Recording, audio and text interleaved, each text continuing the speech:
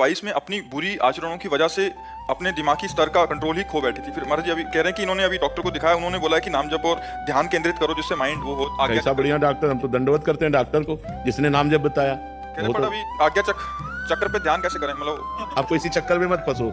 राधा या राम या कृष्ण जो नाम प्रिय हो उसी का ध्यान करो, इसी से सब हो जाएगा। चक्कर वक्कर में मत फंसो, अभी चक्कर से निकलना है। बिल्कुल सब चक्र खुल जाएंगे जिस समय हम नाम का ध्यान करते हैं ना। ये सब चिदानंदमय है। हमारी बात मान लो, दिमाग में लिखो राधा, बस उसी में मन एकाग्र कर दो। राधा राधा राधा, देखो आपको कैसा आनंद मिलता है, कैसे मन एकाग्र होता है, कैसे सुख मिलता है। जो हम कहें उसको मान करके और चल के कि देखो आपको आनंद मिलता है कि नहीं। पूरी बोधी चली गई थी, तो डॉक्टर के कहने के अनुसार ना ये कुछ नहीं होता, माया का पर्दा पड़ता है। रजोगुण तमोगुण सतोगुण है। तो तमोगुण का जो लक्षण है वो मूढ़ता है, प्रमाद है, आलस्य है, वो अंधकार है। तो उसमें लगता है जैसे बुद्धि खो गई।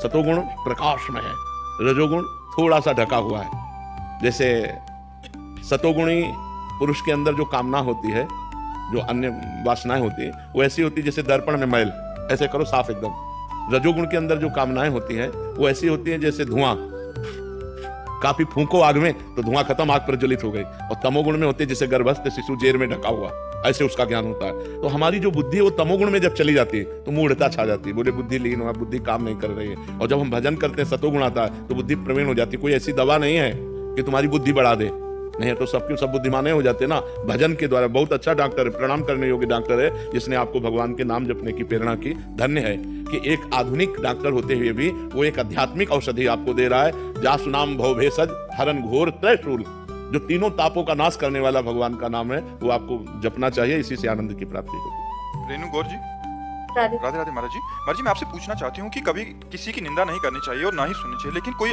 हमें अपना समझकर वो दुख हमारे साथ शेयर करना चाहे तो ये सुनना उचित है महाराज? हाँ, उसमें कोई अपनी बात, जैसे हम अपनी बात आपसे बता रहे हैं ये बात अलग हो गई, लेकिन हम उनकी बात आपसे बता रहे हैं। कोई बहुत गलत आदमी हो, ऐसा है वैसा है, ये निंदा होगी। पर निंदा के सुने थे आवत नहीं कछु हाथ, मूर्ख पर्वत पाप को ले चल अपने साथ। परदोष दर्शन, परदोष कथन, परदोष चिंतन, ये अंतःकरण को बहुत जल्दी मलिन कर देता है। इसलिए हम अपनी बात आपसे बता रहे हैं, आप मित्रवत सुन रहे हैं, वो बात अलग है। लेकिन हम दूसरे की बात आपसे कह रहे हैं, वो निंदा हो गई, वो चुगली हो गई, वो नहीं सुनना चाहिए। आराधना शर्मा जी। महाराज जी राधे राधे। महाराज जी जिन्होंने हमारे साथ कुछ बुरा किया हो, कोई कर ही नहीं सकता। हमारा कर्म ही हमें बुरे परिस्थिति में डालता है। को न काहू के सुख दुख कर दाता, निज कृत कर्म भोग सुन भ्राता। जब हमारा कर्म दंड देगा तो वो किसी व्यक्ति के दिमाग में बैठेगा, कोई घटना बनेगा, कोई परिस्थिति बनेगा, तभी तो हमें दुख देगा। तो कोई व्यक्ति हमें दुख नहीं देता, हमारा कर्म उसकी बुद्धि में बैठ